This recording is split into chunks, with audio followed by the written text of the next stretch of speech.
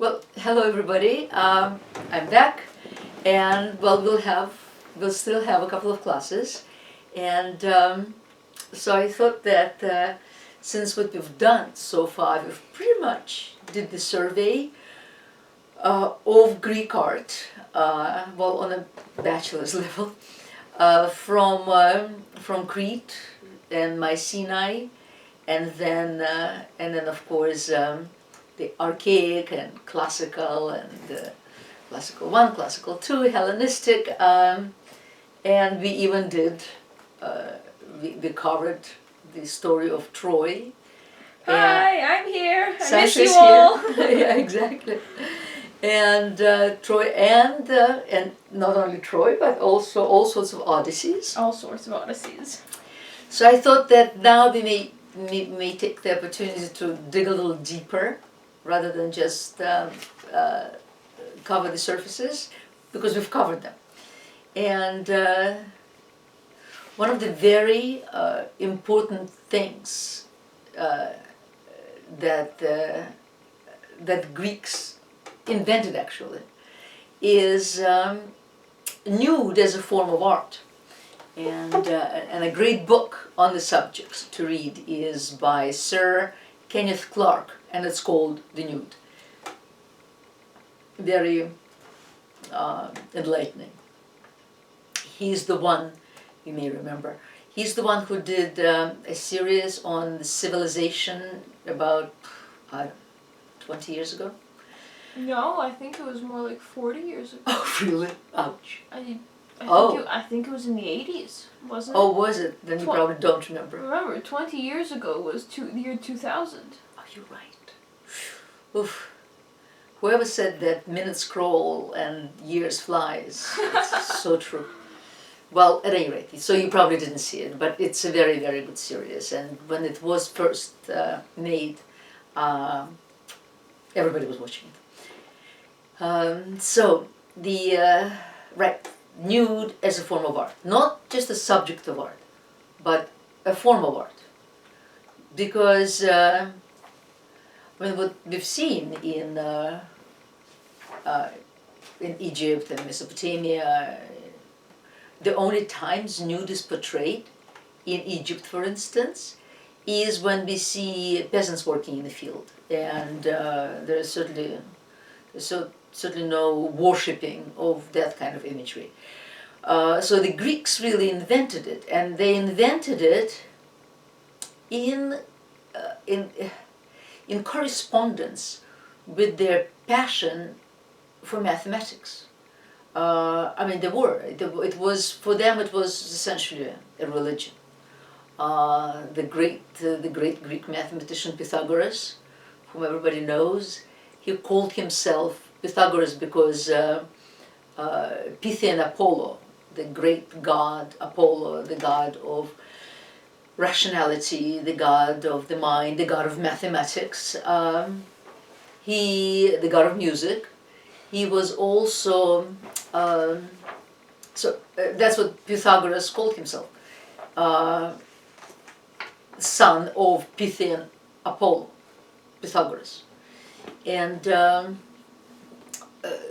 the Greeks began to ponder on the creation of the universe, the non-divine creation, from as early as the early 6th century BC, the Ionian Greeks. They began to speculate, and yes, it was speculative because it was they had no way of checking their propositions. But they came up with something. They came up with the elementary atomic theory, one of them. So and also observing the universe, they inherited it from the Chaldeans. They saw that there was an order to the universe, and they very much felt that kind of order must reflect on human life and human activities. And studied it, of course. Now, unfortunately, we don't have much to go on, because Polycletus's Doryphorus, we'll see him again, you saw him before, he is called the canon, because Polycletus, in fact, wrote a canon of proportion, of the ideal proportion, which guided his art.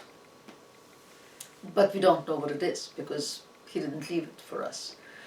And a lot of measurements have been taken of various copies of Doryphorus, and it just, we can't figure it out. Maybe it was not arithmetic, maybe it was geometric, and so they're all the cubes and squares and what have you. I mean, we just don't know. The Greeks did very much believe in the ideal. I mean, later on, the Greek philosopher Plato will posit the ideal as ideal forms. In other words, that that everything that exists, in fact, has existed in ideal forms elsewhere, and then as it came to earth, it was corrupted. And even though Plato posited it and wrote it out, but the idea was there long before Plato. And then Aristotle, in fact, picked up on that idea, and sort of, he felt that a true artist is the one who can convey in his work, particularly the nude, the original intent of the creator.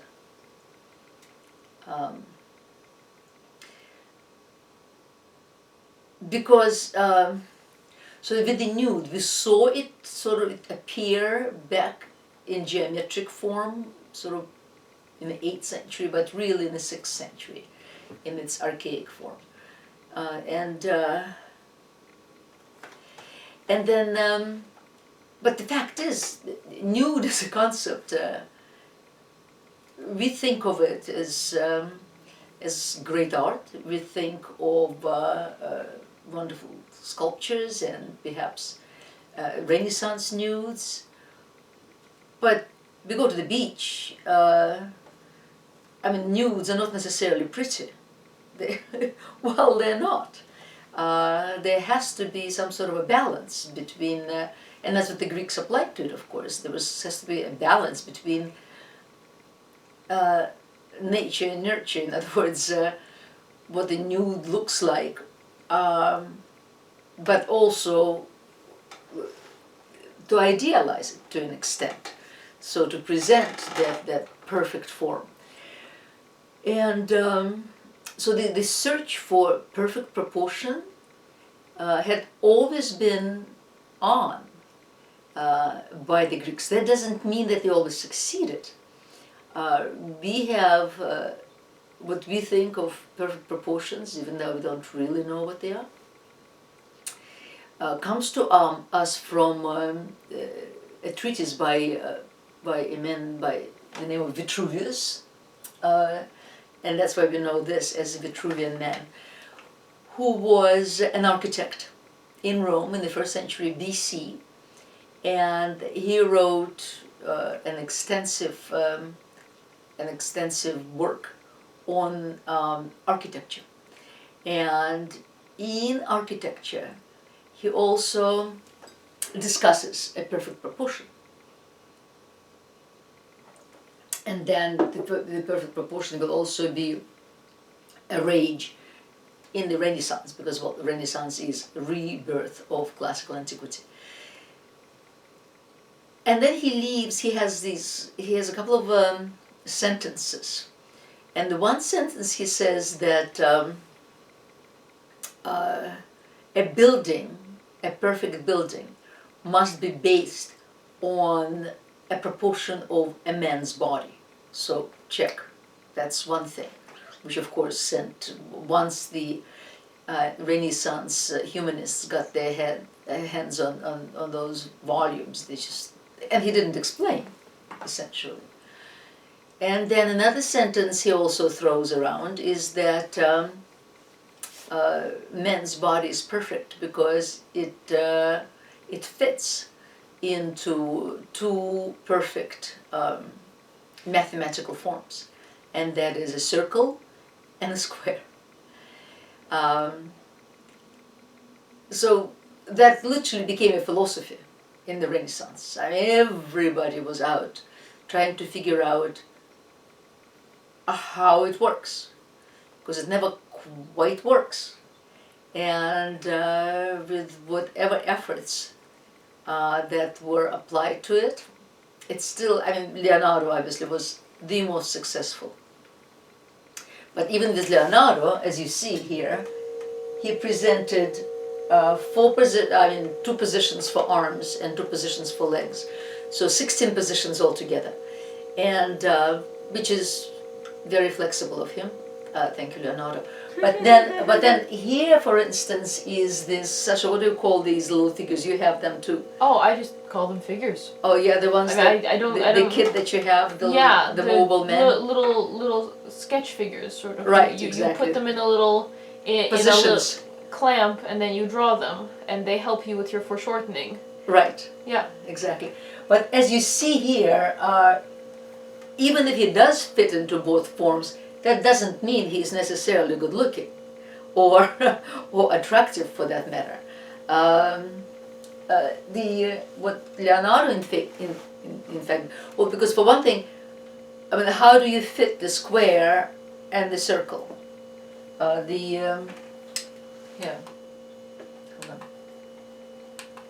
Here, for instance, in Vitruvius's work, there are a number of forms, in fact, that one tried to fit together. Here is a square fit into a circle. There are a number of things, of course, with the square fitting around the circle, and that, in fact, was more popular because the Greeks kind of conceived of the eternal female as a circle and the eternal male as a square. So the two fitting together made sense to them, except the men just couldn't quite fit in. So what Leonardo is here, what Leonardo did was he drops the square. You see, he doesn't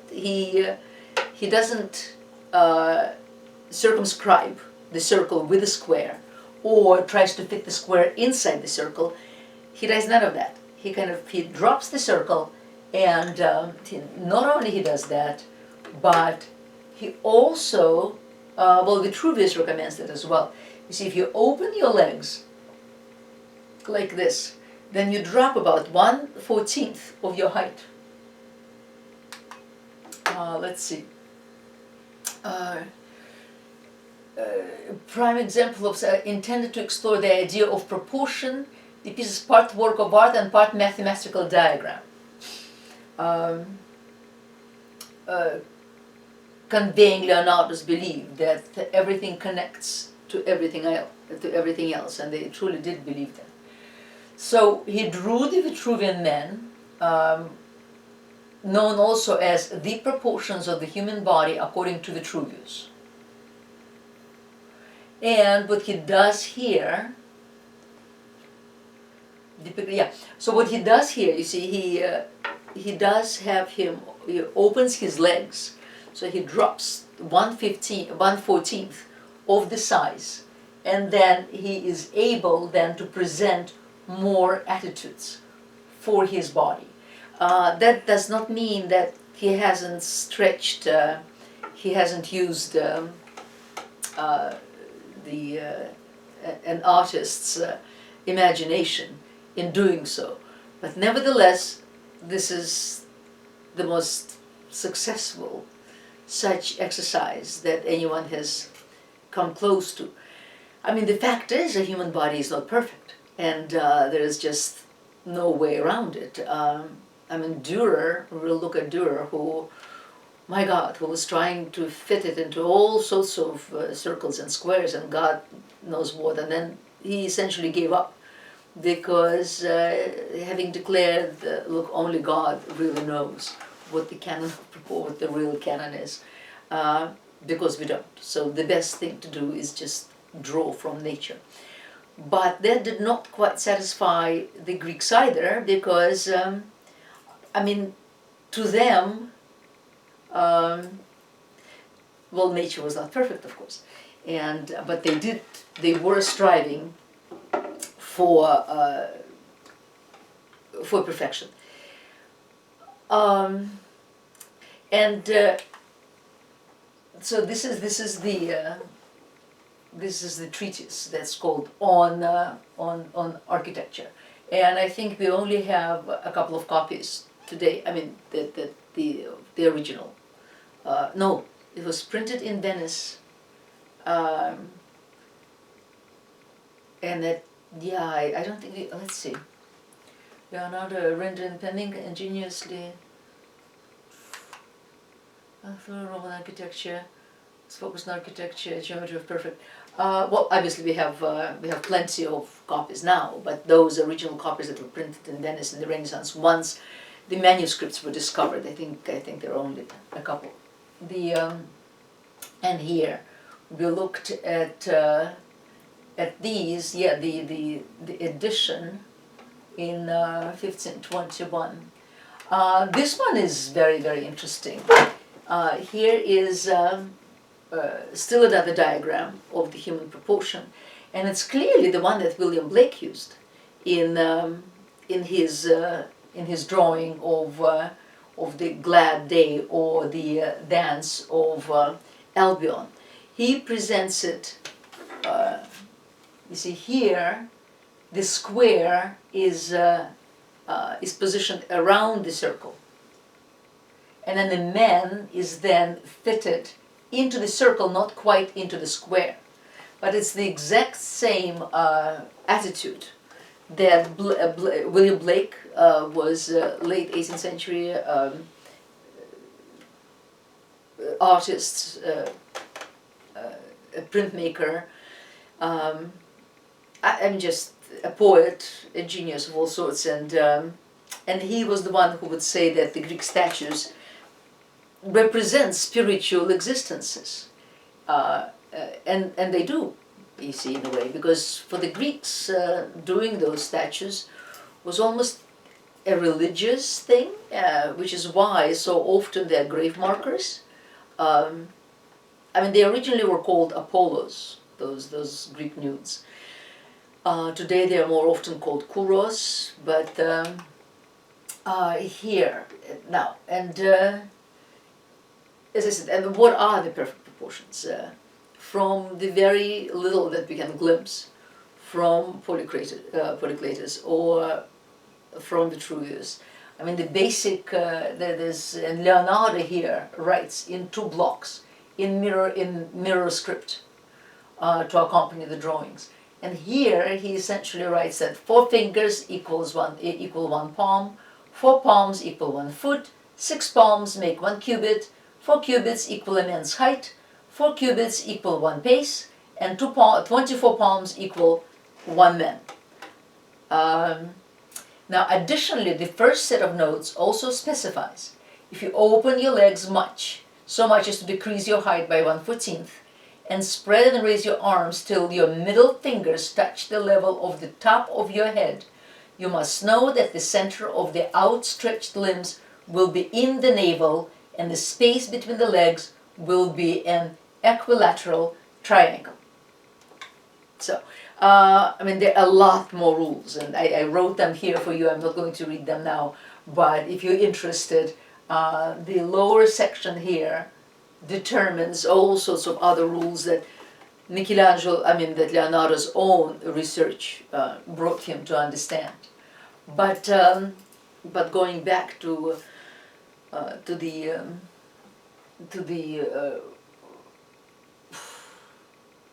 oh, here I didn't.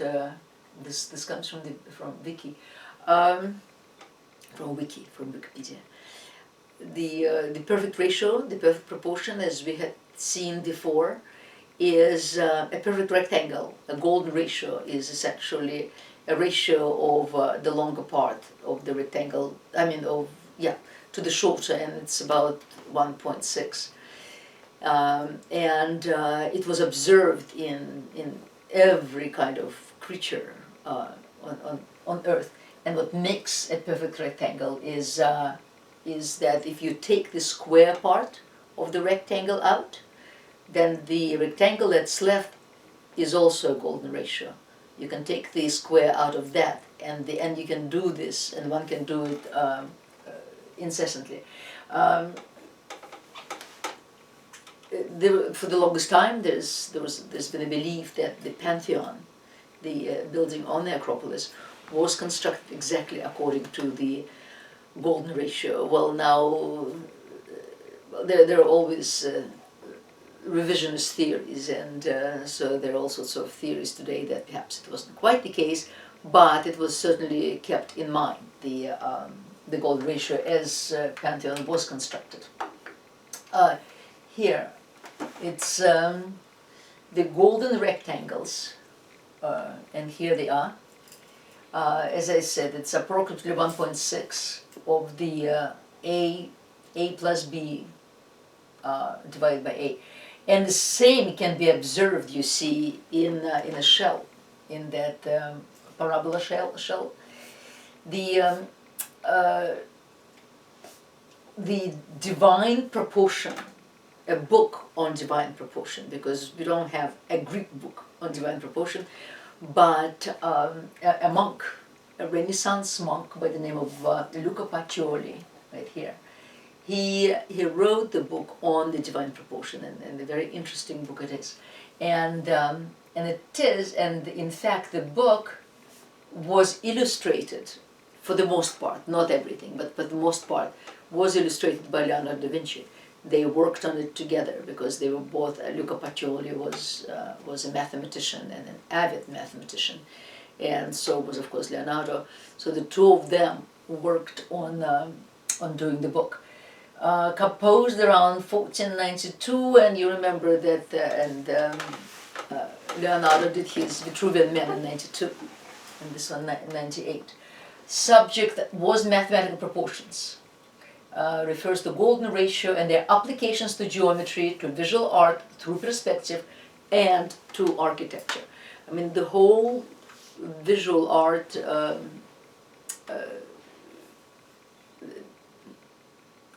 beginning in the Renaissance, because it was a beginning. I'm not talking about sculpture or architecture, because of sculpture and architecture they still had some examples. Not least of them the Pantheon in Rome that was intact, or Parthenon in Greece, but also in Italy there were a lot of Greek temples still left in South Italy and Sicily. But of art there was nothing at all. So they literally had to begin it again. They had to recreate it, the visual arts. And in this respect, mathematics were extremely important. And the constructing of a one-point perspective or a mathematical perspective or a vanishing point perspective, all these terms refer essentially to the same thing, the ability to create a three-dimensional image on a two-dimensional space. And this could not be done without these studies. The clarity of the written material and Leonardo's excellent diagrams helped the book to achieve an impact beyond mathematical circles, popularizing contemporary geometric concepts and images. So everything was calculated, not just the proportion was calculated. Human body was calculated. It was felt very much that some canon must exist, and everybody was trying to apply that canon and to find the canon, because, as I said, Polycletus, who wrote it, but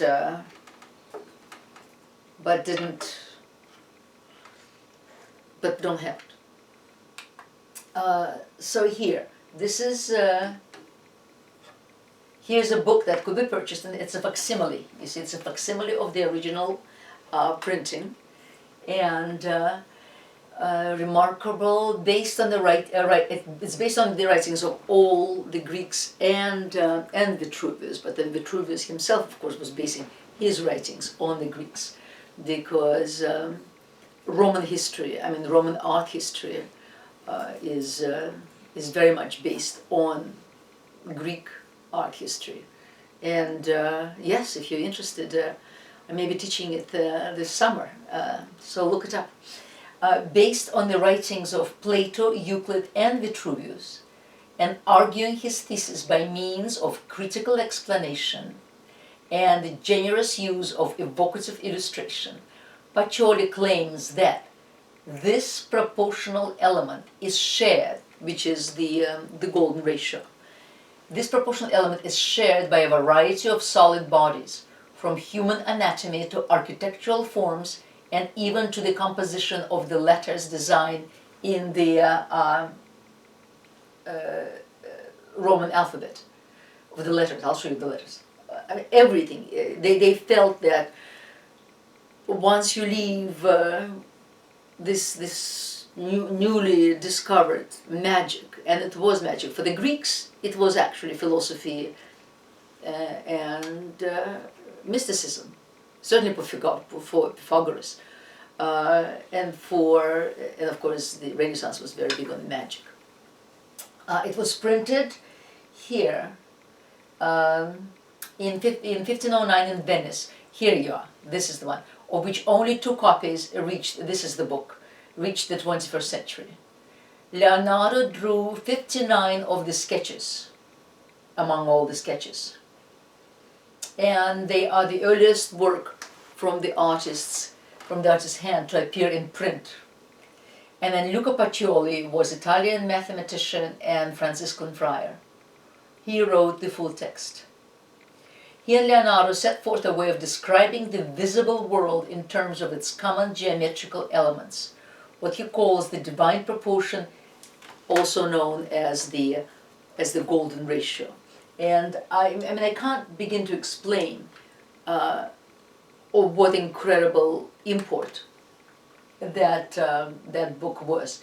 And as it said, that even letters are presented in calculated form according to divine proportion. And then here, and there are all sorts of calculations here, geometrical. Here's the letter E and the letter T, and here we come to Dürer, in fact. And you see what Dürer was a German artist who was extremely influenced by the Italian Renaissance, who came to Italy many times, and understood the importance of a nude as a form of art. Again, not as a subject of art. I always give an example of the difference. For instance, one thing you see is a nude statue, an idealized and kind of Greek nude statue on the pedestal. You don't blink an eye. But then, if on that same pedestal, one is to put one's sister, one's wife, one's mother, one's daughter, I mean that one's friend,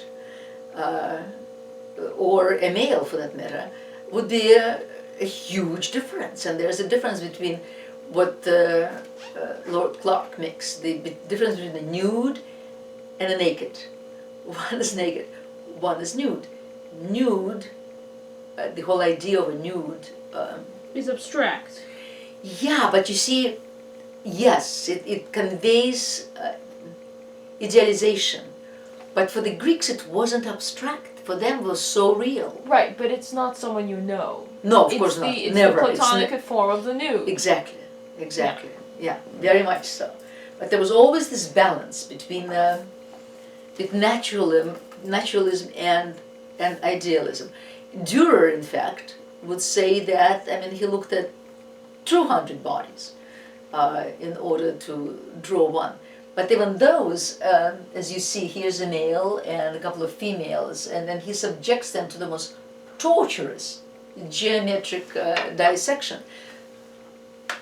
The thing also, and it just happens to be the case, the nude is so much more natural to the Mediterranean than it is to the cold north. That makes sense though. Being naked would be a lot more Right, pleasant exactly. when it's And- always cold. Yeah, and the Mediterranean had always been so much more comfortable with the nude than than was the north.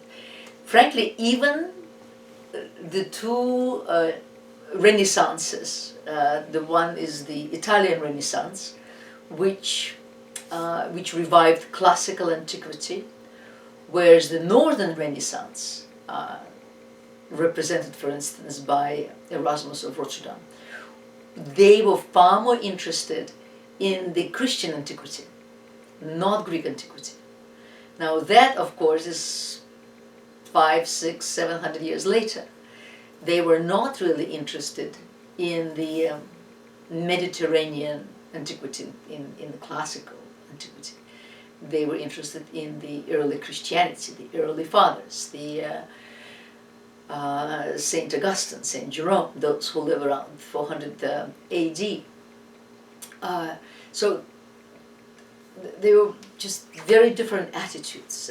The Mediterranean has always been much more relaxed, just about human form and even human relations, and that. So Dürer, who is from Germany, I mean, had a bit of trouble to adjust himself to really to find what an ideal nude is. And there he goes, as you see, he goes into all sorts of contortions in order to describe it, and all of it comes out rather awkward. Here, look at this. This is also Dürer, this one, and he describes every tiny little thing. These are by others, but I mean, these are not pretty bodies. However, I mean, well, that's a child. This is actually from a medical manual. And the medical manual also paid a great deal of attention to proportions, because they equated it with the humors. We'll talk about that as well. But this is how it was all done. Let me see. Here, let's look at this one first before we get to this one.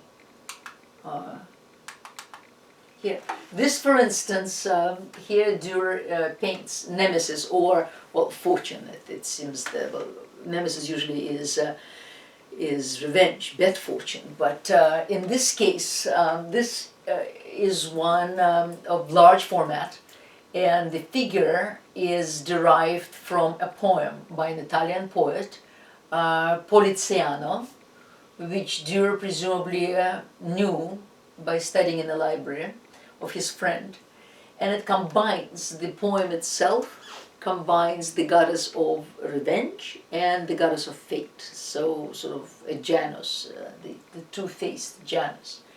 And the female's shape is floating above the cloud and holding a globe.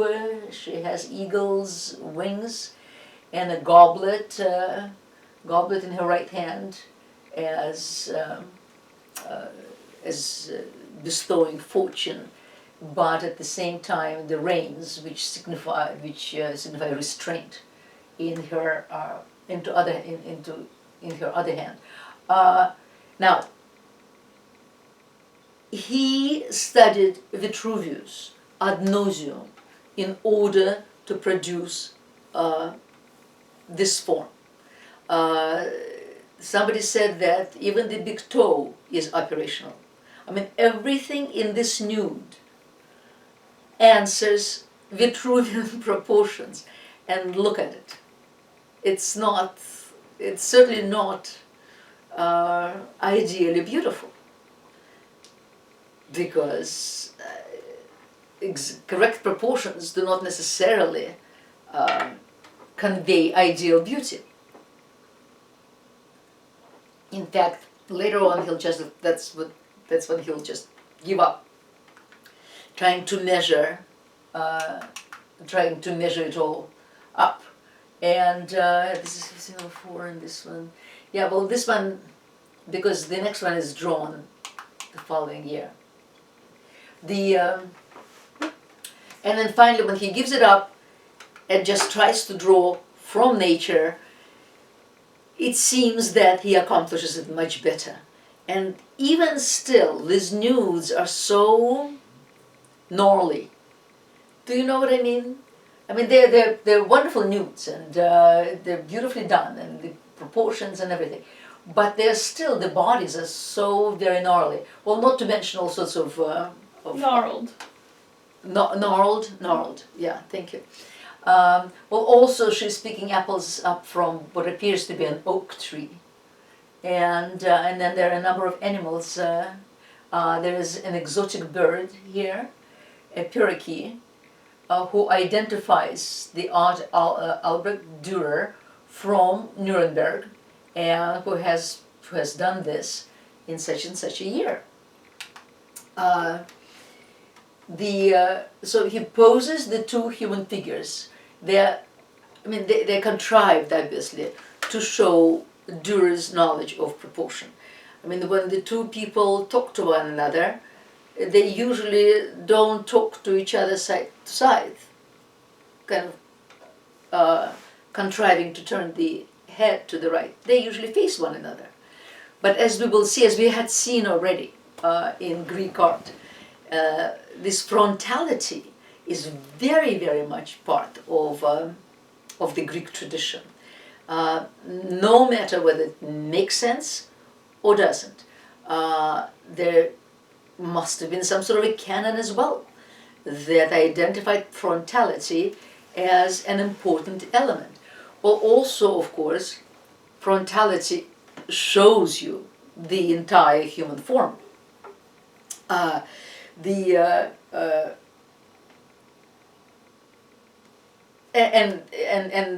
enables the artist to show us that he understands it and he can do it. So another thing is that, as I said, we saw the little child, and that picture was from a medical manual.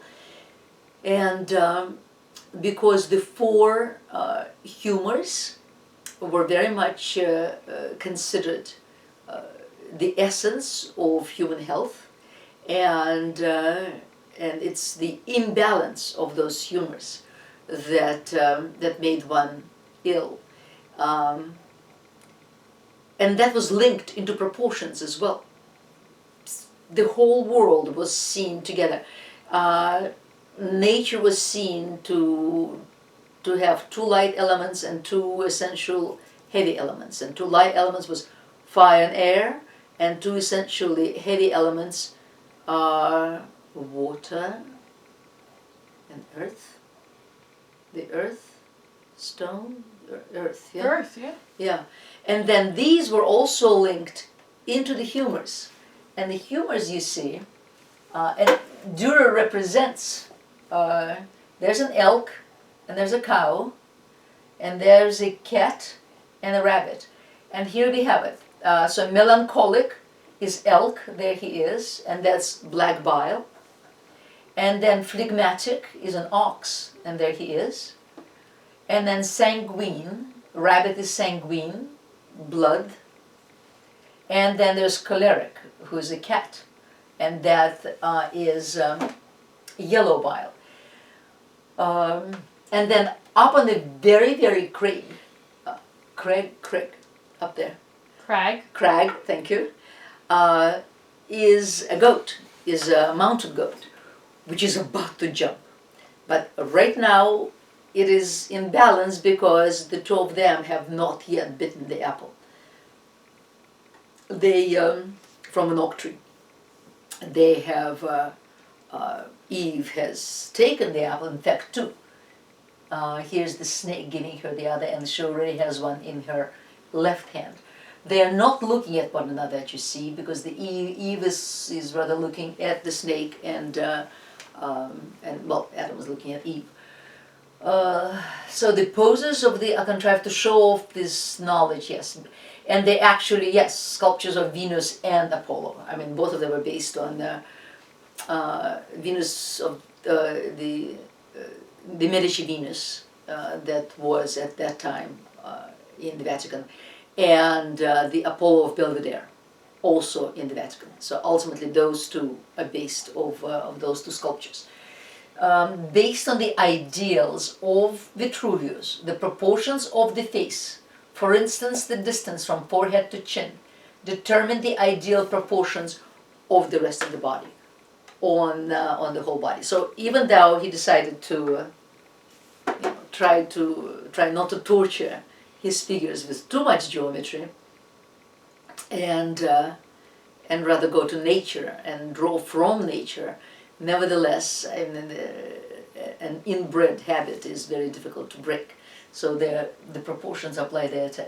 So, and as a result, he sacrifices naturalism to showcase his mastery of the Vitruvian ideals, and that's why the body still sort of look gnarled.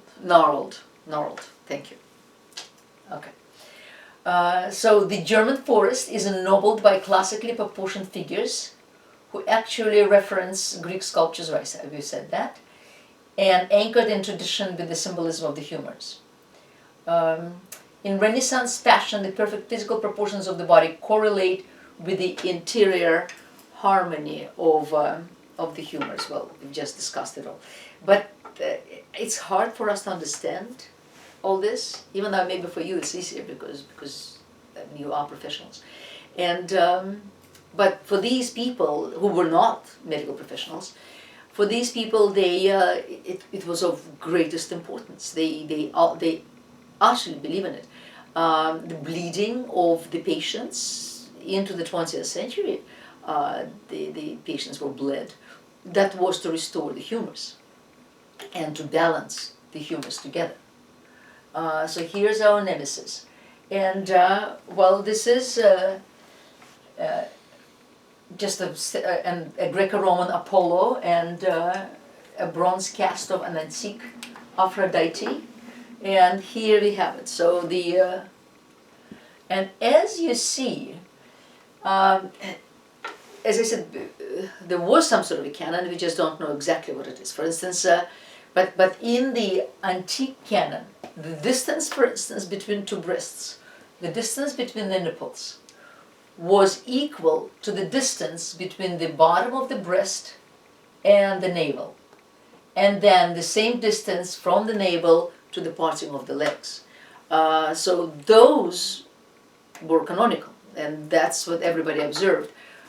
Needless to say, later in medieval sculpture, all of that was thrown out the window, because they were extremely elongated, and you see this tiny breasts sort of on each side of the body, and then somewhere 3 kilometers down is your navel and your legs. So no classical proportion whatsoever. But so long as classical idea was maintained, those were followed, and he's following it here too.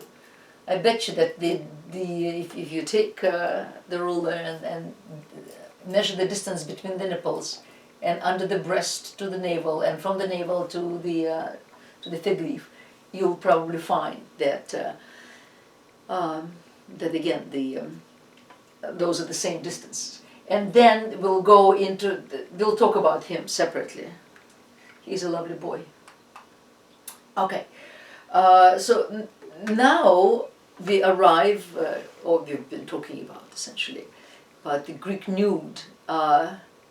And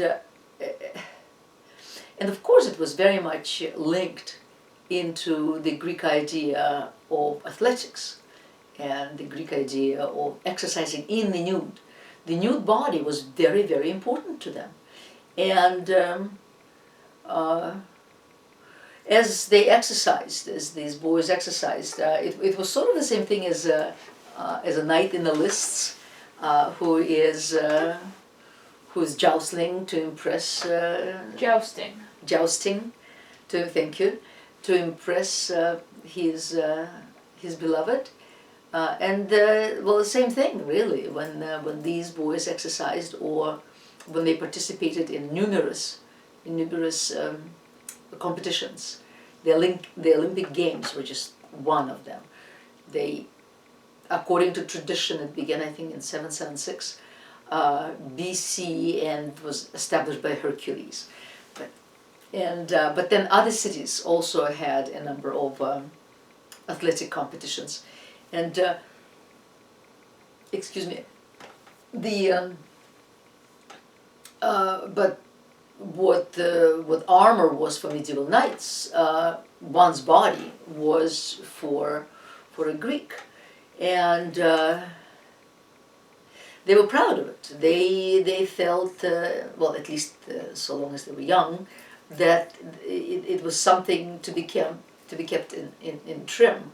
Because, and the idea of a healthy mind in a healthy body was very much their idea, because they didn't separate the two. They felt that one necessitates the other. They understood everything holistically.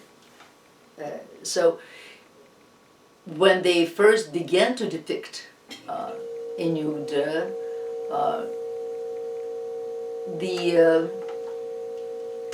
and which was not naturalistic at all, as you remember, our Kouros. Here he is.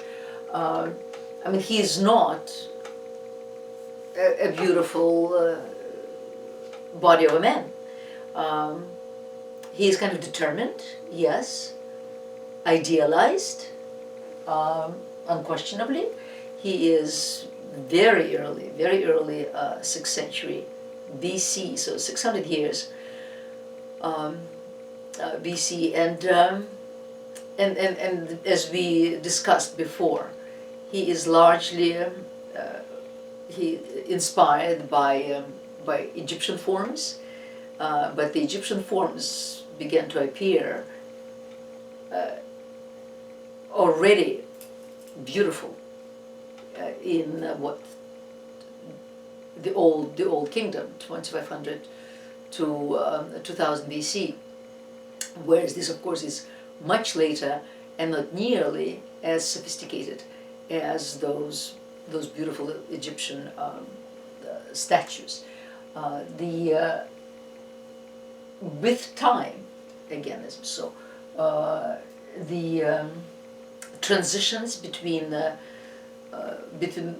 anatomical parts, as we see it here and there, which are sort of rather crude in the first Kouros, are much smoother here, much better understood. Of course, there is still this great stiffness, and of course our smile, all of that is there. But within 100 years of this date, 150, no less even, we'll have a beautiful human body. But even on their vases, and this is a calyx, and this is a scene, Palaestra is a gymnasium, and there's a scene with all the boys are in good trim except one boy, and apparently this one doesn't want to play with him, it seems. It was important for the Greeks. They felt for the men, because I mean a female nude will not appear until the 4th century. We'll probably talk about it next time. But for the men, because they needed to exercise constantly. And here is, look at it from the back. You can't. Here he is from the front, and from the side he almost looks a bit like a tribal carved figure.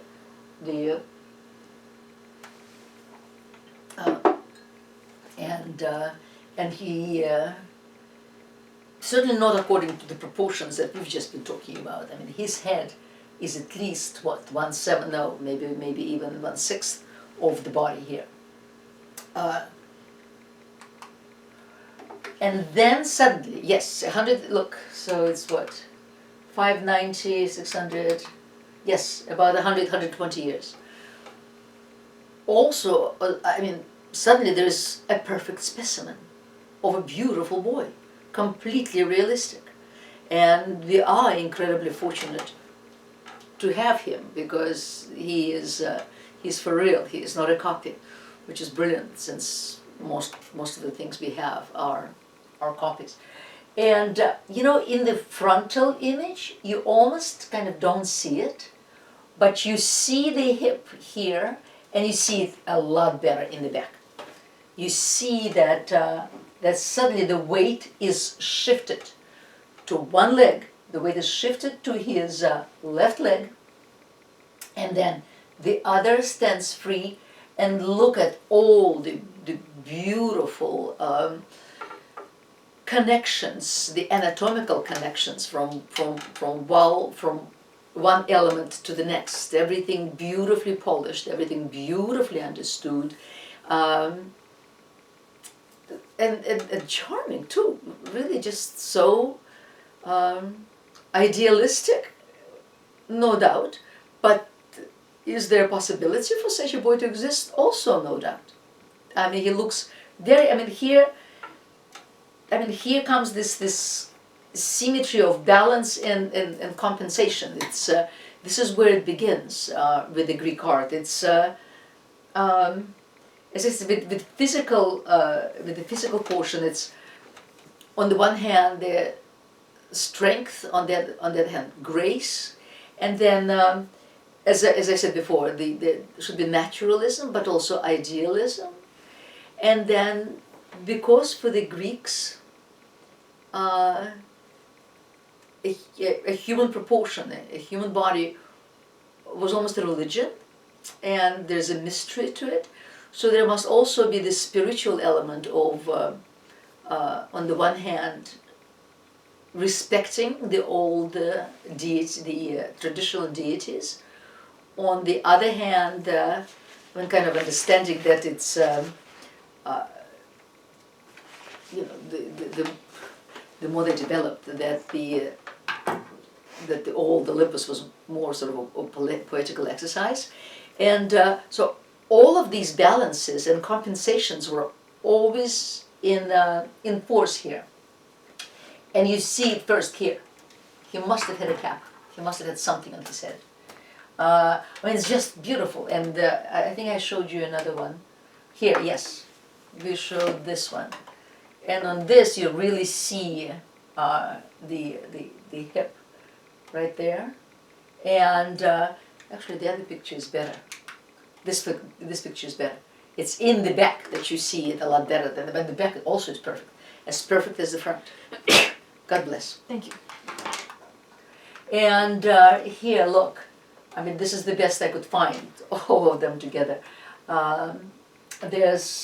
There you begin with very, very archaic choruses and how it progresses from one to another. This is, you remember the Anadissus chorus, still the next one, which still looks a little kind of ungainly. But then we also have to remember that that in the games, the runners, for instance, had large legs and thin waists and high shoulders, whereas the wrestlers or the boxers, they probably were ungainly. They were short, stocky, bare-looking men, and so that also came through until appeared, of course, our beautiful Cretan boy. And again, we discussed him before, and that's the Polycletus.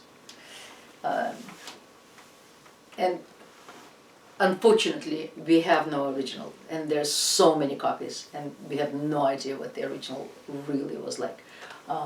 There is one of possible reproductions by Georg Romer, a German, and it was destroyed in 1944 in the war. and as I said before, now Polycletus went away from this, from the elegant standard of the Critias, by the way. The reason he's called Critias is because he's attributed to a sculptor by the name of Critias. And but as always, we don't know. We have no way of telling. Possibly, but maybe not. It's the scholars really feel that they feel that an exercise like this, an experimentation like this, could not have just sprung out of nowhere, because he's so different from all the other choruses that we saw, that that most experiments were done in bronze, but then bronze, of course, was melted later for weaponry, for coins. Bronze was a very expensive material and did not survive antique bronzes. Very few of them did. So this marble must have been perhaps the parallel step or the next step, but we don't have the steps that lead to it. Let's see, and then we jump into the Doryphorus about 30 years later, and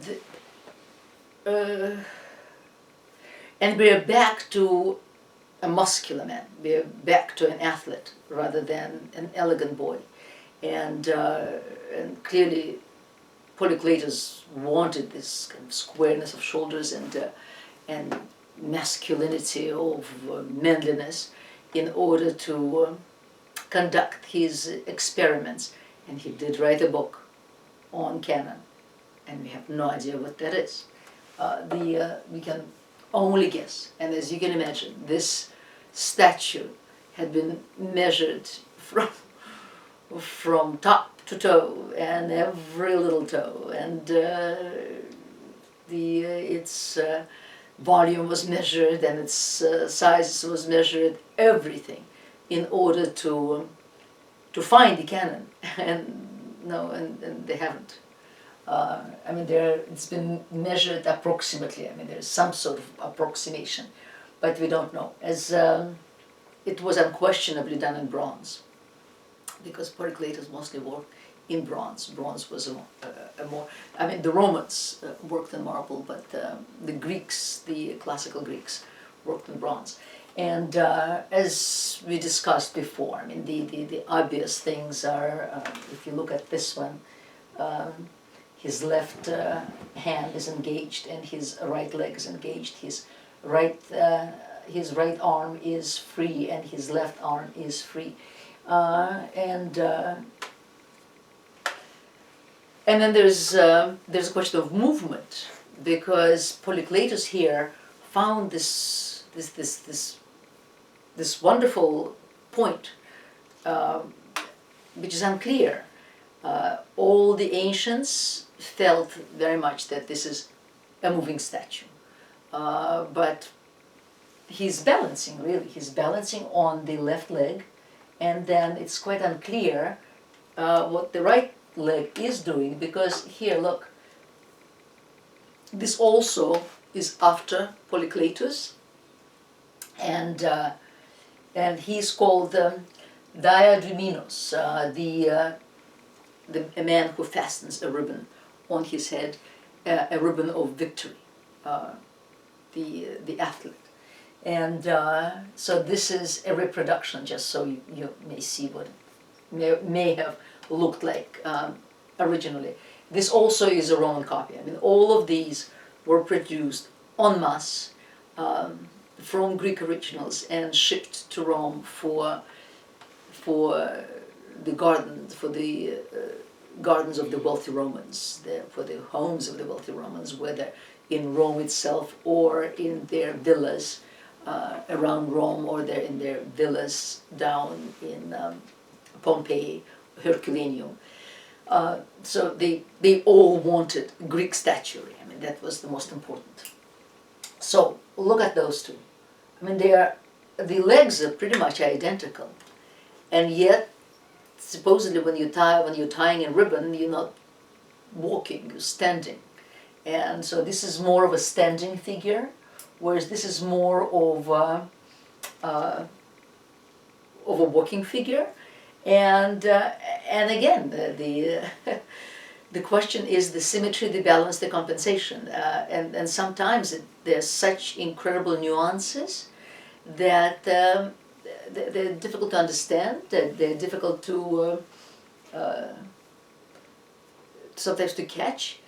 So there had to be a canon, which probably was much more obvious through through the originals than, of course, to us through the copies. I mean, I'm not complaining. I'm very happy we have the copies. But you see that polycletus, I mean, there's similar bodies. There's this very, very sharp transition from the hip to the abdomen on the sides, as it is here. I mean, a man has to be really very well built, and for a certain sport to have it, because when you see the thing about our boy here is that we have it, but only slightly and only on the side where the hip comes up, whereas all the other elements are much more smooth, as opposed to the reverse. I mean, it's still a beautiful body, and actually it was painted, and you can see the veins, the arteries going to the arms. It's but we're just at a loss as to how it related, and yes, somehow they would take proportions of an ideal human body and apply them to architecture. Those two were inseparable. This is the one that we saw before. Actually, it's called the Tiber Apollo, and presumably, it is a copy after Phidias, and Phidias was the sculptor of the Parthenon, and so middle of the 5th century BC, and he's called the Tiber Apollo because he was dug out of the Tiber during some construction. They were building a bridge, and so they found our boy. It's a marble sculpture. It probably is. The reason they feel it is Hadrianic, in other words, 2nd century AD, a copy of a 5th century original, is because there are very many of sort of similar sculpture that Hadrian made of his beautiful lover Antinous, who was a Bithynian Greek youth of supposedly very, very lovely appearance, and Hadrian was very enamored with him, and he was his Antinous was his constant companion, and until under some odd circumstances he drowned in the Nile. So Hadrian, in fact, founded a city which he called Antinopolis, and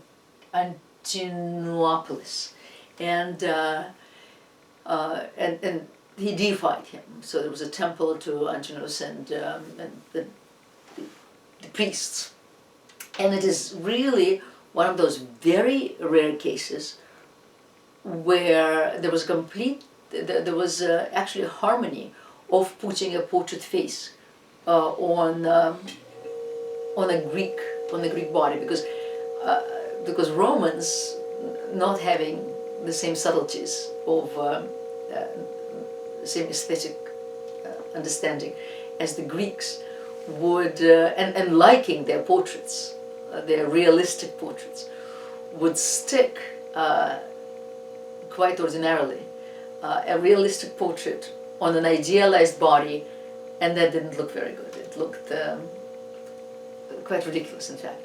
But in this case, because Antinous, in fact, presumably was very, very beautiful, so his face on an idealistic Greek body does look good. and the attitude itself, the attitude of melancholy and pensiveness, which also we see in the Tiber Apollo, answers to that period, to the period under Hadrian or Antoninus. He was of an Antonine family. So the and then really the most beautiful of all is back in the 20th century. The classical art historians and historians. Well, the study of classics was much more prominent, and certainly in British universities, but American universities as well. And a lot of the attribution was made because this author or that ancient author or that traveler or this traveler would mention a statue, would mention it, describe it, describe the circumstances under which he saw it, attributed, of course, to a particular sculptor. So this particular sculpture was attributed to Praxiteles. And now Praxiteles, who lived 100 years later, after Polycletus lived in the 4th century, he is the one who carved the first Venus, the first female nude.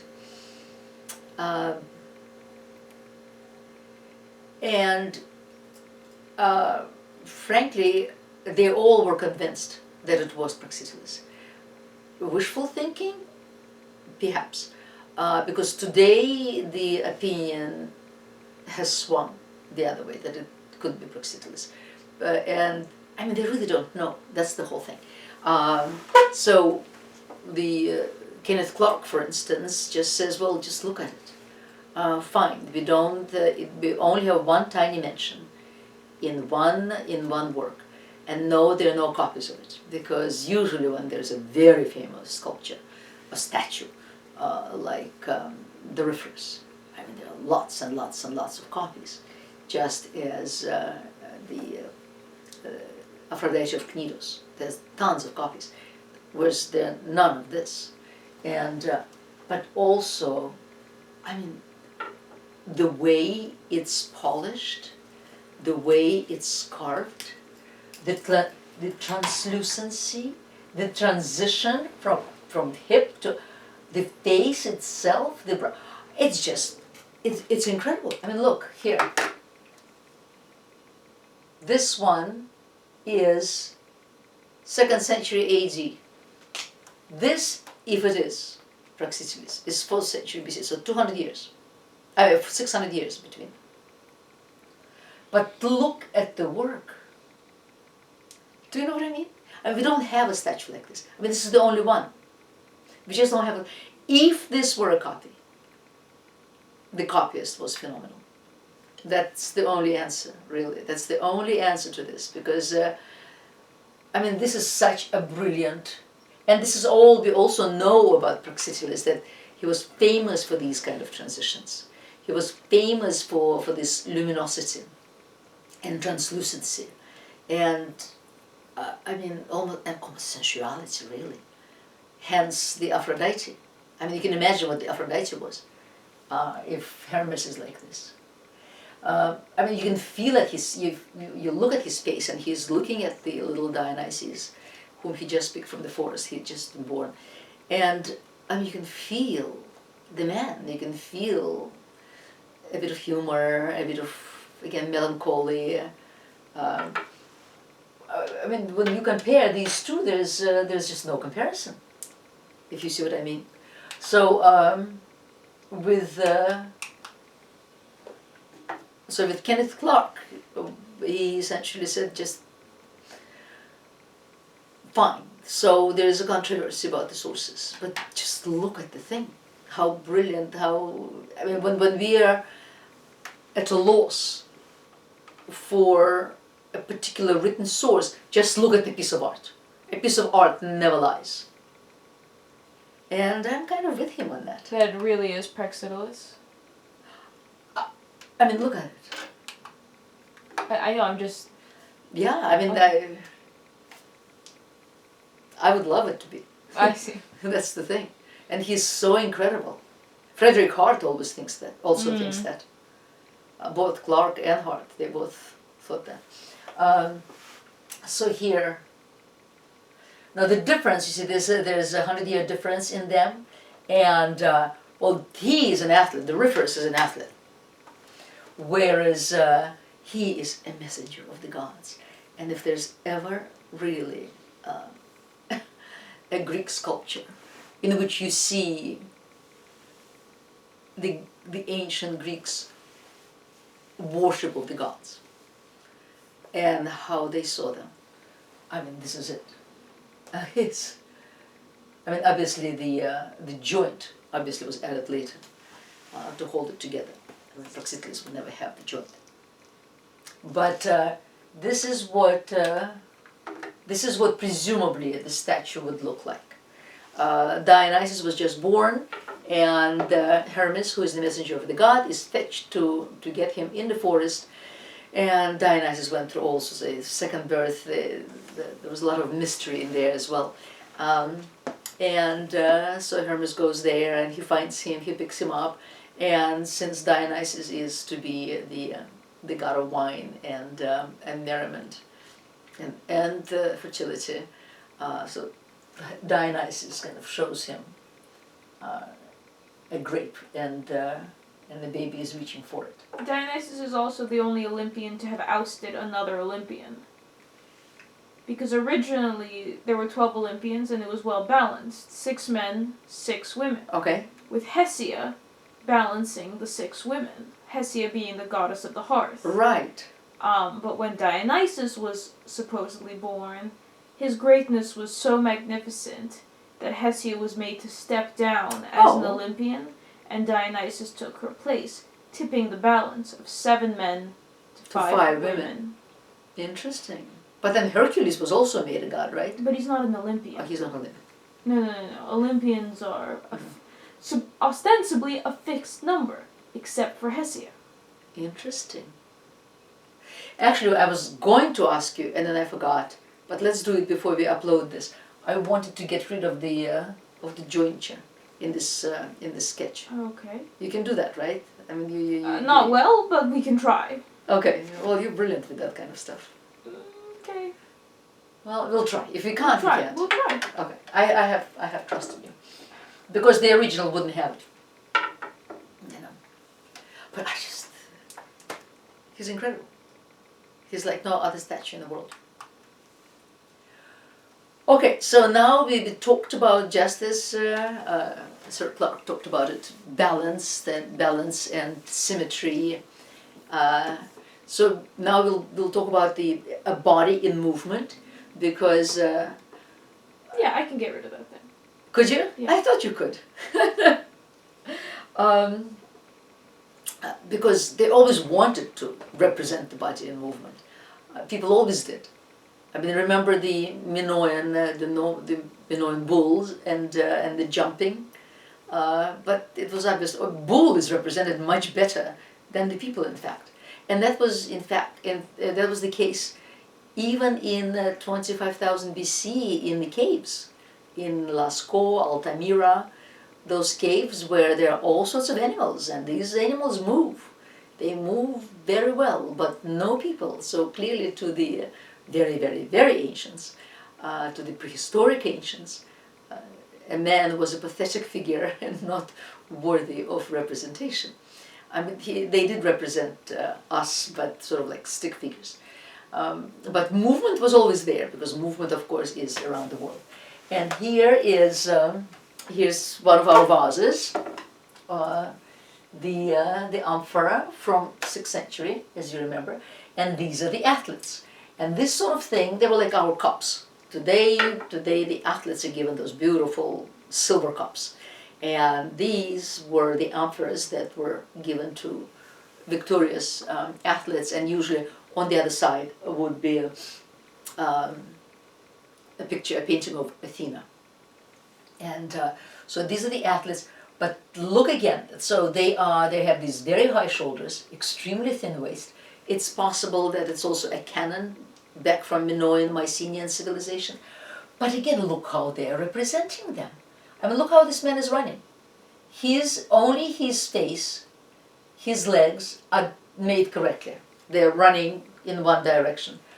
But his body is entirely frontal. I mean, it doesn't even make sense. This one is also frontal. I mean, they're all frontal. Every one of these men is frontal. And they make sure even to show you the nipples, to show you the ribs. They're all, it almost seems that in there some sort of a canon, that point of balance, the navel, had to be out there and prominent. So they have this very exaggerated, well, but this is a black figure vase, so it had to be exaggerated, of course, in order to show it well. But the energy is there, however unbalanced it is. Because they're all, as I said, they're all frontal, all the bodies, every one, 1, 2, 3, 4, 5. Every one of those 5 bodies is frontal. And as my favorite Lepith in the British Museum, the same thing.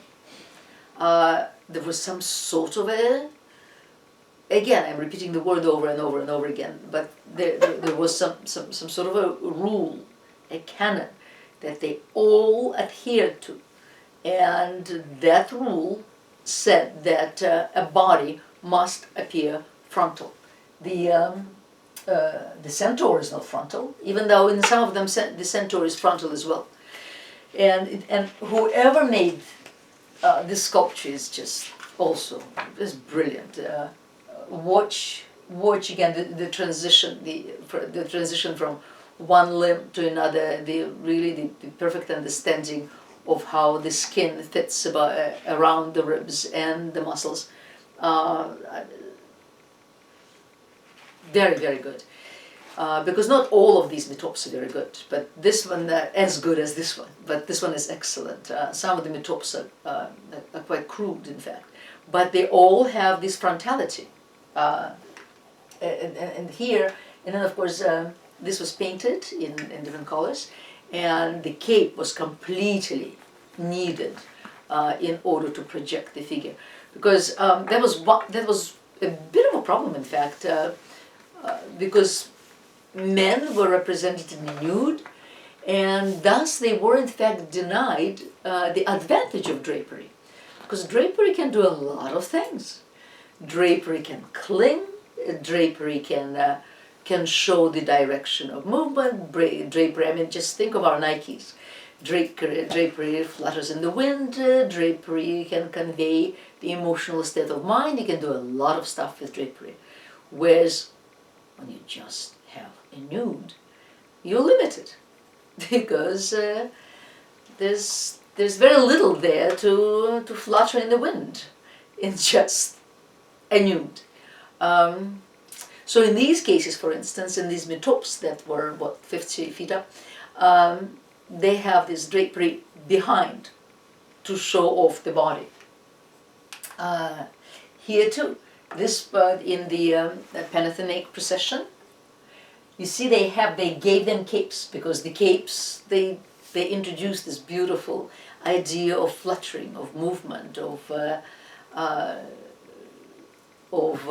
grace. This boy, in fact, is actually in profile, but the majority of them are frontal again. And here too, this is Phidias. We are back in the middle of the 5th century, and this is also where symmetry and balance and compensation, all of that very much plays a role. Because I'm sure I mentioned it when we talked about it during during our discussion of the Parthenon, that the horses are proportionally smaller, but they have a smaller ratio than the human bodies. but we don't see it because we're so convinced by the balance, by the symmetry, by all the parts of the movement and of the composition, that this is correct. The idea of correctness, the idea, and so we don't even think even of how contrived it is. And it is contrived. Just as this one is totally contrived. How can you fight this monster while showing off your gorgeous physique? You can't. He'll be the victor. And the same here. Well, at least here, okay, this is possible. One boy could turn around and talk to the other boy. So this could be, but it also is, of course, a wonderful composition whereby they could show the twist of the torso, which also was very, very popular, and the beautiful physique. And then we come to the games, and even here, I mean, these are wrestlers, and this was brutal. I mean, wrestling just like boxing. Those were very brutal games because there were no Marquis of Queensberry rules. Of Queensberry rules. Thank you. I always forget but I know I have you here, so I can start and you'll finish. Which regulate, of course, the savagery during these sports. So everything went. There were no rules. Everything went, and people died on a regular basis during wrestling and during boxing.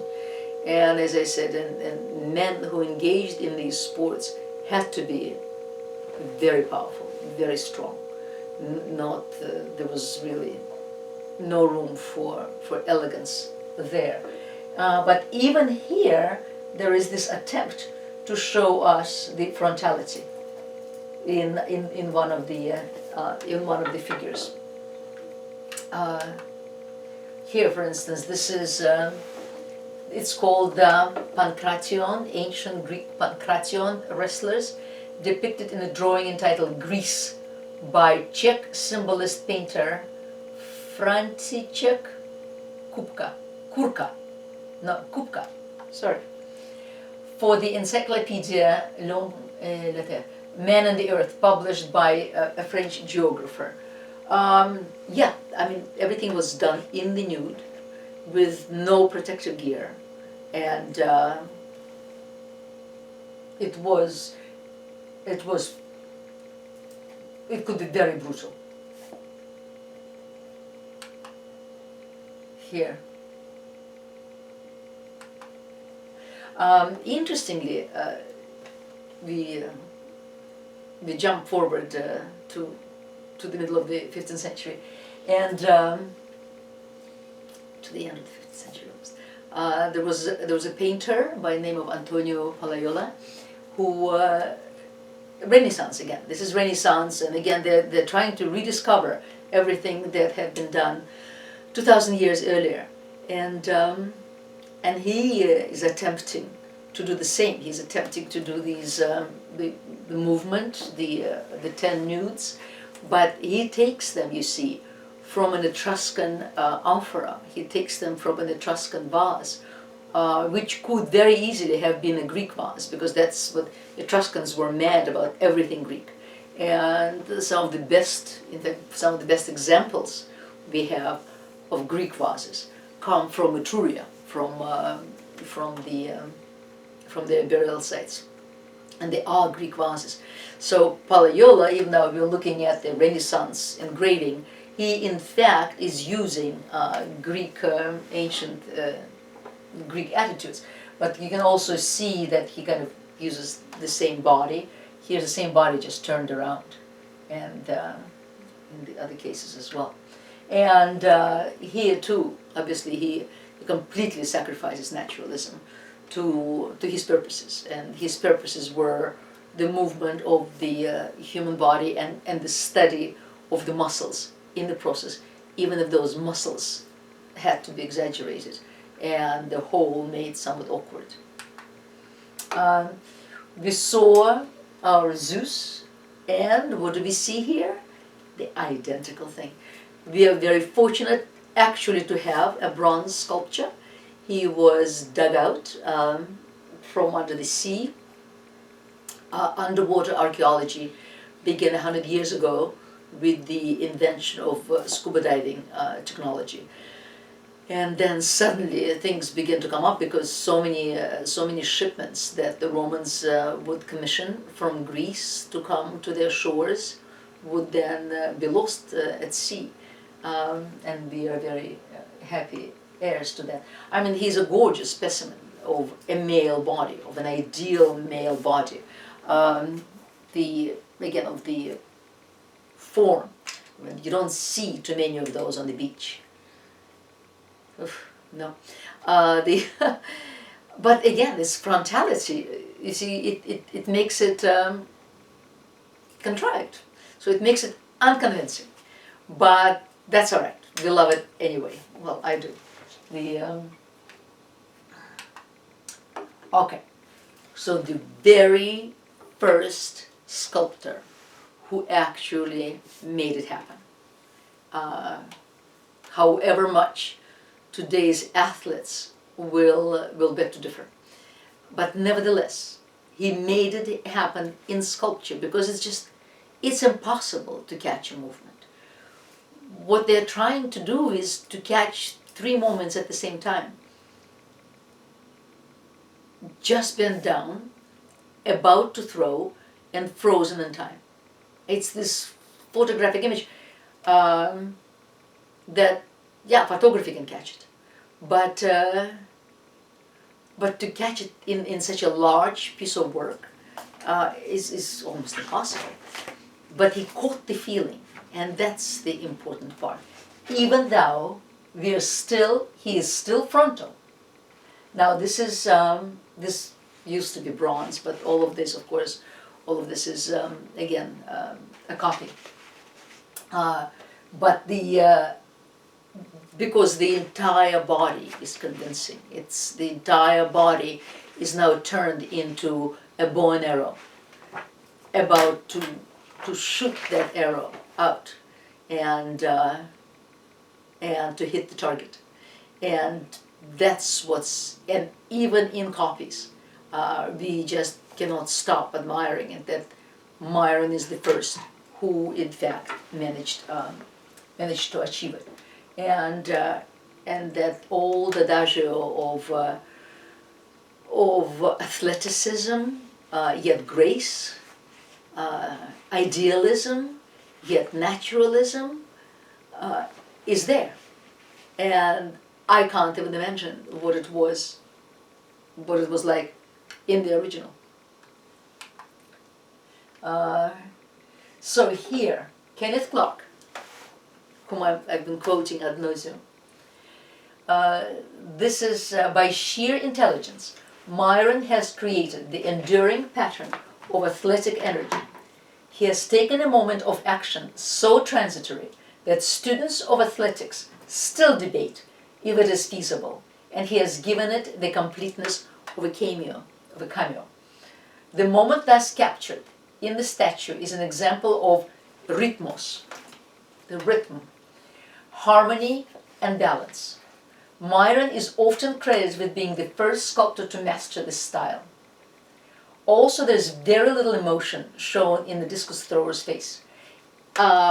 But in classical Greece, a face very rarely showed anything. It was later in Hellenistic Greece that emotion was allowed to enter human features. But in classical Greece, what it says here, harmony and balance, had also pertained to the face. The face could not be distorted by undue emotion. The face had to be divine because they were portraying gods. While they were portraying their athletes, they were also portraying gods.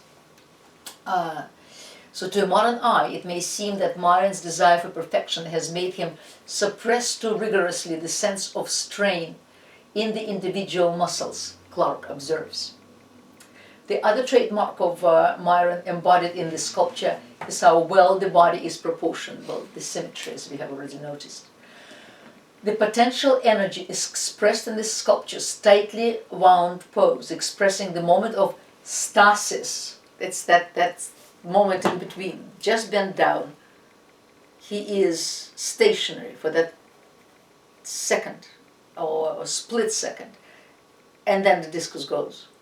So the moment of stasis just before the release is an example of the advancement of classical sculpture from archaic. The torso shows no muscular strain, however, even though the limbs are outflung. Well, I suppose the athletes know better. I see muscles bulging here. So at any rate, a brilliant sculpture, there's no question about it. We wish we had the original. And now, and then we arrive at more energetic sculptures.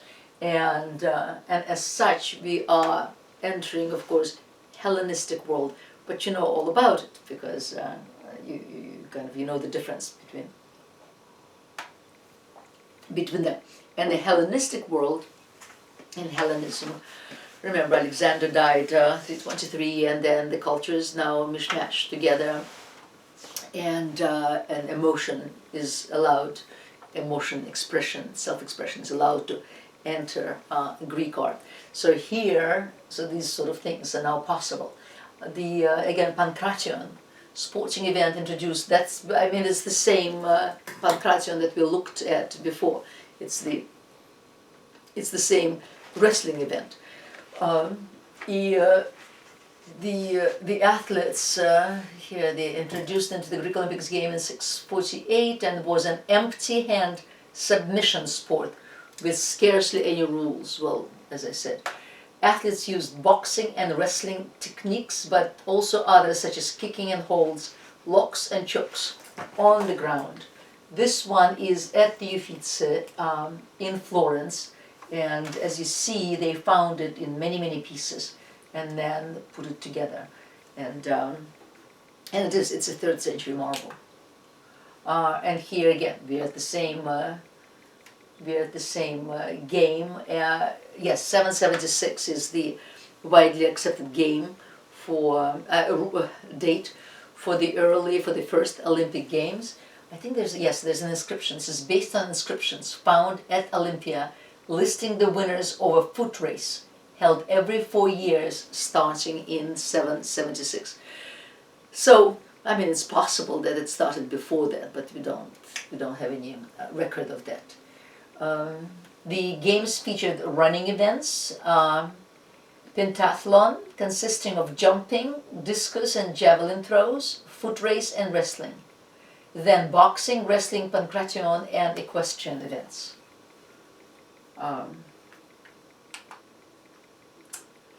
Another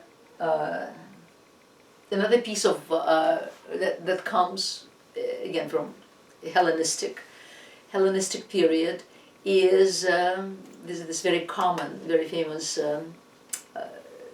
scene of Hercules and Antaeus, and the story is taken from Apollodorus.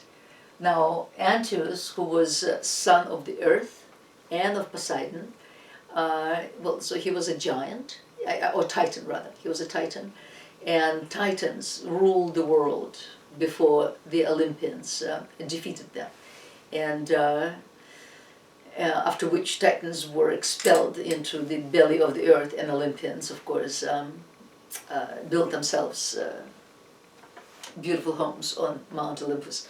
So Heracles was returning from the gardens of Hesperides, having obtained his apples, one of his 12 labors, and then he was challenged. He was challenged to fight to the death by Antaeus.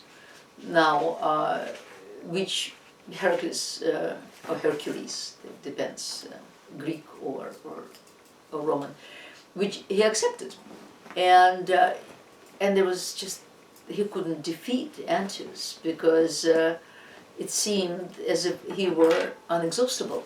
and his energy was inexhaustible.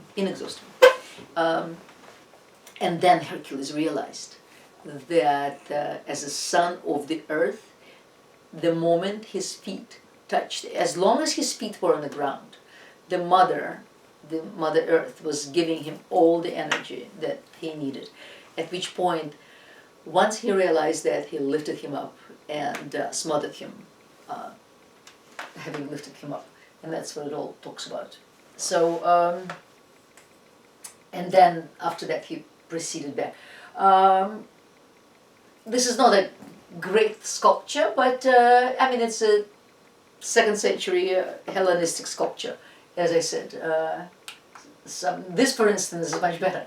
And this one was, again, Palaiolo, the same Antonio Palaiolo that we saw the Battle of 10 Naked Men.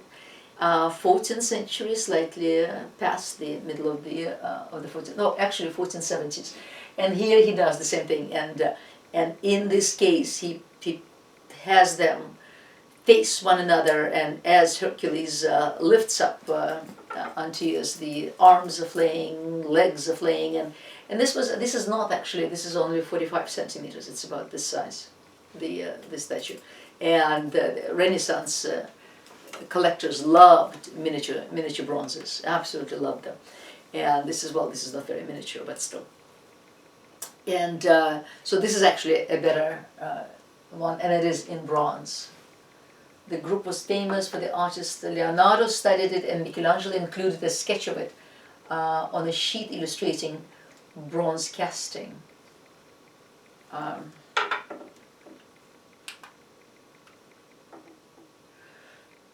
And and you remember our frieze from Delphi, where also movement is conveyed, but not only movement, but what Lord Clark also calls a heroic diagonal. And very often you see in these action scenes, in fact, the tendency to do diagonals. I will not go into explaining this again because we have done it before, but the diagonals will appear many times because they express movement. And here, as you see, both Apollo and Artemis have drapery. And as I said, drapery is it's a useful thing. The museum at Halikarnassos, you saw it. There's, well, the building, of course, nothing left of the building, and it's ruined and was used later by the locals for constructing other buildings. But parts of the it's called Amazonomachia, the contest between the Greeks and the Amazons. Part of that has survived. It's in the British Museum, and here you have a lot of examples of this heroic diagonal. It's not only energy, but it's also complete symmetry. I mean, there's the poor Amazon, you see right there. There are two men attacking just one Amazon, but the symmetry is perfect. I mean, look at this part. It's an equilateral triangle, right there. And here too. And the Amazon is parallel to the Greek, with the anatomy understood, and of course frontal, because that's I mean they were pretty much they wanted to do the same thing as the Parthenon did, and so there are many heroic diagonal here. There's more, and you see how useful are the draperies. Because, I mean, here you're another equilateral triangle. It's all constructed in geometrical, in proportional terms. But here there's an added element of passion. There's an added element of movement, of determination. And all of that, of course, is given by the drapery. Because when you just have a nude, well, you can put him in a diagonal. You can expose his abdominals. put him in the equilateral triangle, or isosceles. Well, this one is equilateral. And, but drapery helps. Here's more. And here again is, well, in this case, they gave him, well, not really. They did not, it is still contrived. Because if he truly were protecting himself, then this shield would not be parallel to our line of vision. It would be perpendicular to our line of vision. Because this Amazon is now going very easily to pierce a knife into this beautiful body, which is very, very openly exposed to her. But it's all constructed of these heroic diagonals. And we may have seen this one because so many artists copied the Borghese gladiator, even on into the 19th and 20th century. The Borghese gladiator is always somewhere there. Part of the Italian collection is he now? Where is he now? He definitely used to be in Italy. The piece, we have a signature. The trunk bears the signature. It recalls the work of Lysippus. Lysippus was still another great artist, and he was primarily responsible. He loved athletic figures, more so than Polycletus even. And he was a contemporary of Praxiteles, Lysippus. And he presumably sculpted Alexander the Great, and did a portrait sculpture of his face. So one hopes that this is. I mean, again, there were hopes and suggestions that perhaps it is Lysippus, because it's quite perfect. As you see, the diagonal here, you cannot study a heroic diagonal better than this anywhere. So the accented musculature, however, bears the mark of a Pergamese school, which is the Pergamon altar, or Halicarnassus, that's all Asia Minor of that same period. And Agassiz revived the athletic heroism of Lysippus, blending it with the pathos of the Hellenistic period. Well, he did a great job. Created circa 100, I don't know how they know. Nevertheless, the figure's elongated silhouette, the reduced proportions of the head, and the vigorously modeled muscles are reminiscent of Lysippus. I mean, all of it really is reminiscent of Lysippus. So could be a Hellenistic copy, fashioned for a Roman client, over bronze made by Lysippus. But it's a beautiful sculpture. It's one of those really, so many of them are so dissatisfying because they're all copies and copies and copies. But then you see something like this, or you see something like Hermes, it's just, oh my God. It almost you feel, as if you feel you're in presence of something beyond just brilliant skill. And you remember the Pergamon altar. Speaking of the Pergamon, again, and here are our diagonals. This is, no, not this one, the next one. This is a contest of Athena and Poseidon from the west pediment of the Parthenon, diagonals. Even the horses are in diagonal. I mean, everything here, the pediment of course is isosceles, but then everything else in the pediment is very much in triangles. And this is a very similar story, in fact, as Hercules and Antius, because this is Athena and Alcyonius, same thing. He is a Titan. He is the sun. This is, in fact, the goddess Earth, who is helping him. But Athena, who knows that what is happening again is victorious, but here, as you see, the expression is now allowed to enter the faces. So very soon we'll just look at some of the sculpture that conveys pathos, because here it's not just energy but it's also pathos, and it's really in the Pergamese Halicarnassus school where that was allowed to enter. He is just a lovely copy, a bronze faun who was found, Greco-Roman, who was found in the house of the faun in Pompeii, the biggest house in Pompeii, and his movement is lovely as well, easy, elegant, lovely, and as such very famous. And now we come to pathos.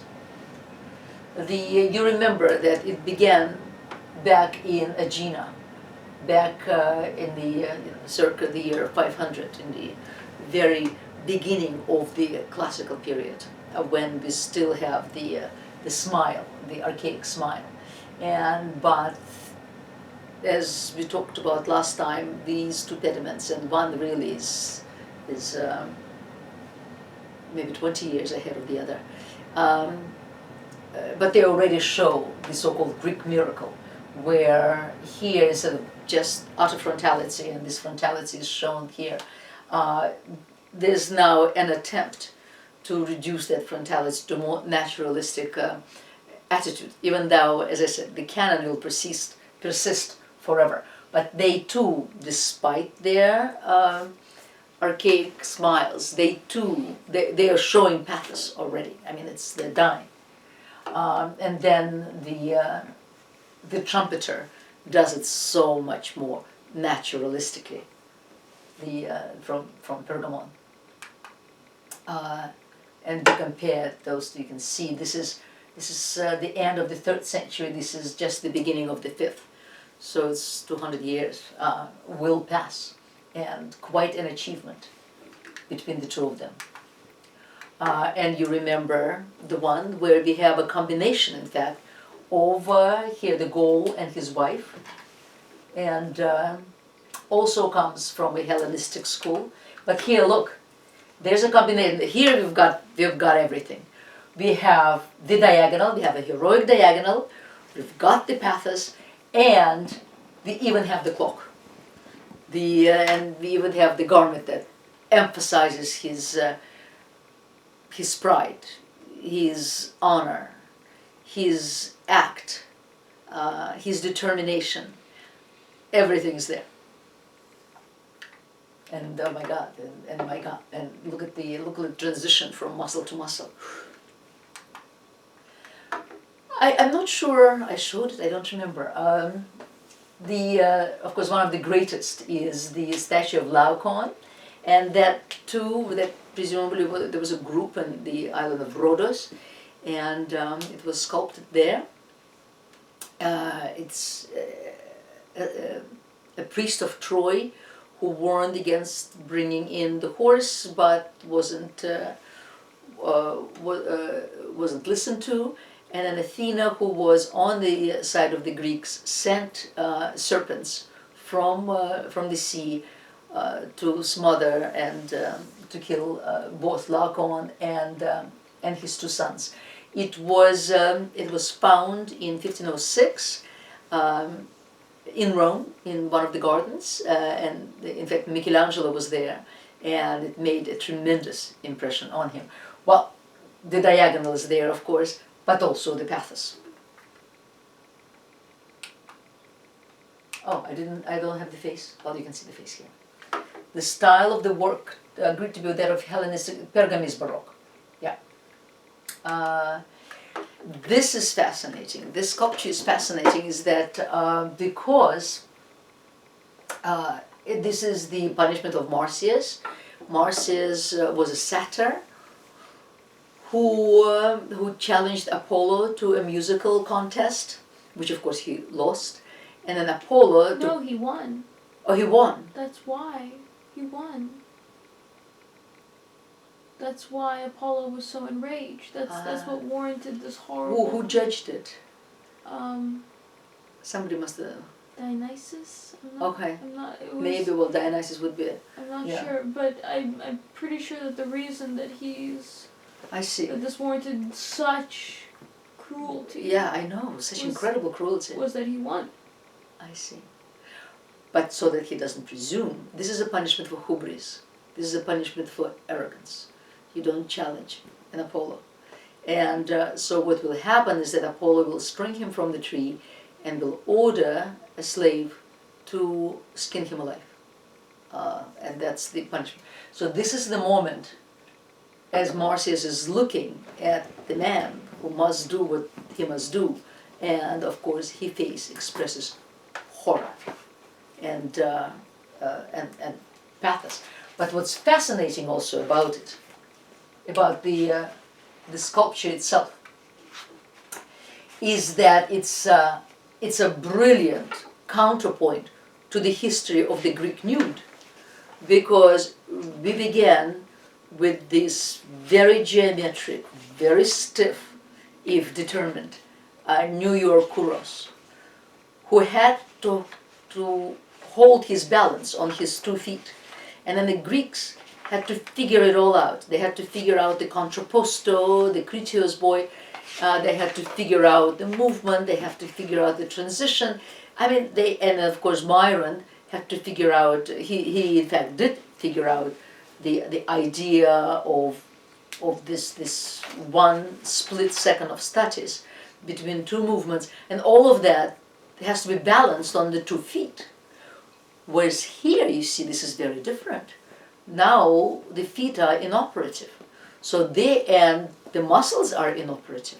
This is just a limp, hanging body, and this is a completely new challenge, and a very interesting challenge from the point of view of Greek sculpture. So from the frontal static pose of the early Kouros to the contrapposto of the feet. Okay, so that's what I said. Here, by depicting a suspended body, the sculptor had freed Marsyas from the weight of his own body and circumvented the problem of contrapposto. Doesn't have to convince us. This is just a body hanging.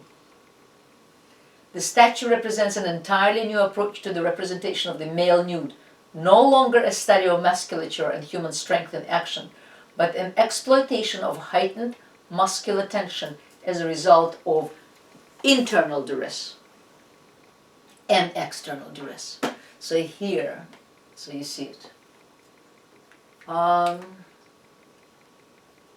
We saw in terms of pathos, well, you remember, of course, all the funeral scenes here back in the 16th century with that very famous vase, where this is the burial of Sarpedon, and 2 messengers, Hypnos, which is sleep, and Thanatos, which is death, are taking him away from the field of war underneath Troy. So that's from the wild Hermes. That's our Hermes again. Is watching. This, on the other hand, I hope you can see it because I got it from a book. I couldn't find it anywhere else. This is a soldier's gravestone. It's Greco-Roman, and when you look at this, and you see all the multiple entombments of Christ, hundreds and hundreds and thousands of them, and you can see where they all come from. They all come from these Greco-Roman attitudes and Greco-Roman sculptures of entombment. And often, well, there are no faces here, but clearly there were faces there as well. We're almost there. There's the ecstasy. The problem with ecstasy, you see, is that well, the majority of these works on ecstasy are not fit for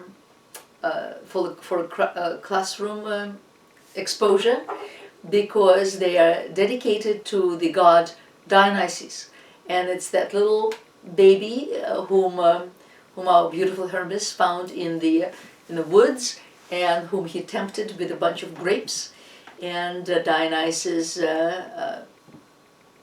never avoided temptation if he could help it, and thus, as Sasha was saying, became the god of a very important god, who even expelled Hestia, who is the. So what happened to Hestia, Sashka? She continued to exist. She just became a minor goddess. I see. She continued. No, she became, but she was very important in Rome. I mean, Sure, but she just wasn't an Olympian anymore. Mm-hmm. So they kicked her off the Olympus. No, she just wasn't an Olympian. I mean, all the gods lived on Olympus. It's just that there were the 12 ruling gods, the high Olympians, the most important gods. I mean, you had gods and demigods and, all kinds of other deities. So, well, Dionysus, a very important god. I mean, we don't know. The idea of him presumably is Asian, and came from perhaps Syria, maybe Mesopotamia, and found its way to Greece. But then so many of the deities found their way to Greece that way, and then of course they found their way to Rome. So ecstasy, and a lot of pottery is dedicated to ecstasy, and particularly drinking glasses, not glasses, kylixes. They're called the drinking kylix. And so inside there would be, well, pornographic scenes, essentially. Because Dionysus was followed by, his female followers were called Menads, and his male followers were satyrs. And satyrs and Menads on a regular basis engaged in mutually satisfying behavior, and that kind of behavior was very fascinating to the Greeks. And as well, with all people in all times, ecstasy was used to convey sexual desire, of course. And so I will only show a couple here, but if we do the women, if we do the female nudes next time, they're actually more nude. They're actually more female figures that convey ecstasy than they're male. Because when they're male, obviously they're very much in your face, and as I said, not really fit for public consumption at this point. Well, here we are. This is also called a Borghese vase. Now it is in the Louvre today, but it used to be in the Borghese collection. I don't know how the Louvre got it. The second half of the 1st century BC it is dated to, and well, it was a garment ornament again. When in our houses we can go and buy all sorts of garment ornaments and vases and sculpture, and New Hope has in fact a large enterprise that deals with this sort of thing. So this was one of them. It's just that the quality was really good, and it shows, and there are a lot of copies of this. And the frieze on the vase depicts the theasis, or an ecstatic bacchanalian procession that accompanies Dionysus. Bacchus is a Roman name for Dionysus, so I should probably be saying here Dionysian procession that accompanies Dionysus, but the two of them got mixed in the process. Draped, I'll show you. He's draped in the panther skin and playing the aulos, the double lute. This is one of his followers, and he's not really portrayed as a satyr, because usually satyrs have goat legs and little horns and a horse's tail, whereas here there's a tiny little tail there, and that's that. But he looks ecstatic. At this point, Hellenistic art was all out. The vase itself is human size. It's uh, about yeah, 5'6", 5'7" here. Here's Dionysus himself, and he has a leopard skin, as you see, and in mythology he was always driven. His chariot was always driven by leopards, not winged leopards. They could fly without the wings, but it was always driven by leopards. And then let's see. So this is Dionysus. Oh, I don't have it. Oh, here. And here is Ariadne, and perhaps you remember the story. Ariadne was the daughter of King Minos on the island of Crete, and King Minos had a horrible minotaur, and there was a rule that Athens had to send, I think, seven youths and 7 maidens every 5 years or so to Crete as a punishment for earlier transgression. And they would participate in the bull jumping event. There also we saw that fresco that had so much energy about it and so many diagonals.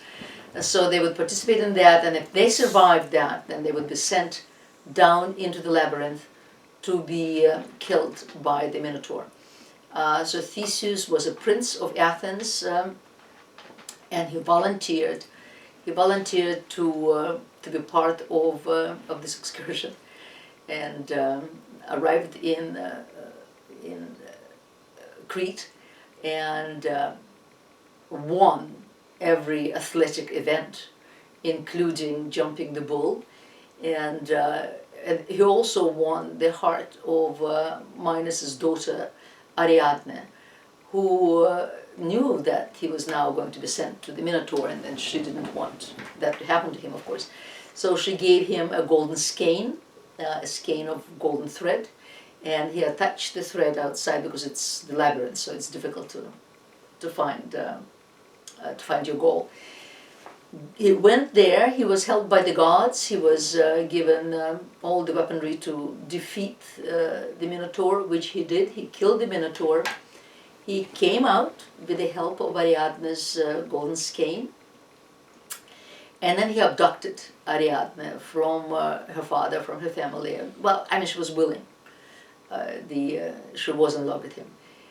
And they sailed back to Athens, from Crete back to Athens.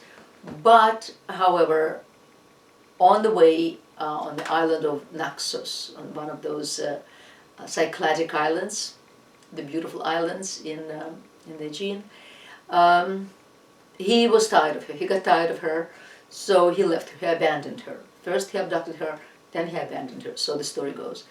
And while she slept, he left. He left together with his accomplices.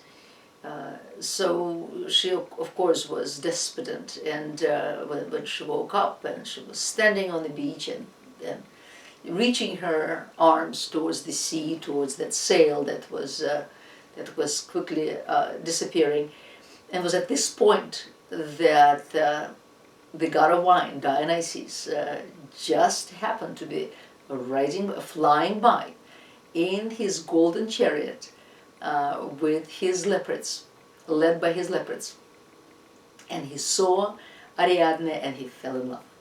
So he fell in love with her.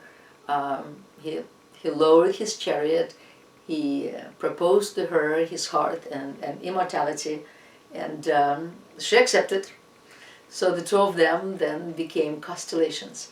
But the purpose of this long story is, this is the theme, you see, of this frieze. This is the celebration of the wedding, and there's Dionysus, there's Ariadne, and she's playing her little harp, whereas on the other side is the Dionysus himself, a very happy god, and he's playing the owls, the double pipe, and just beautiful piece of work. Just to give you a taste of what these ecstatic imagery is.